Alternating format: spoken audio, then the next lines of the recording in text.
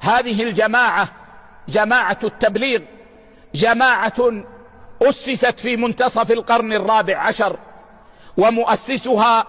هو محمد إلياس ابن محمد إسماعيل، وقد بدأ تعليمه على يد أخيه محمد يحيى، وحفظ القرآن وذهب إلى مدرسة ديوبند ودرس فيها الفقه الحنفي،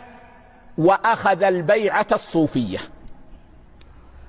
فبايع شيخه رشيد أحمد. ثم لما مات شيخه رشيد أحمد جدد البيعة على يد خليل أحمد، وأجازه هذا الشيخ في مبايعة غيره على الصوفية، فأصبح يبايع على الصوفية بعد أن كان يبايع. ففكره صوفي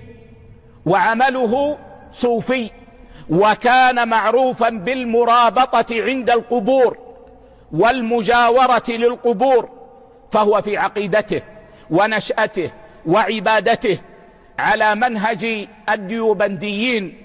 وفي العقيدة ما تريدي على غير عقيدة أهل السنة والجماعة، وفي السلوك والطريقة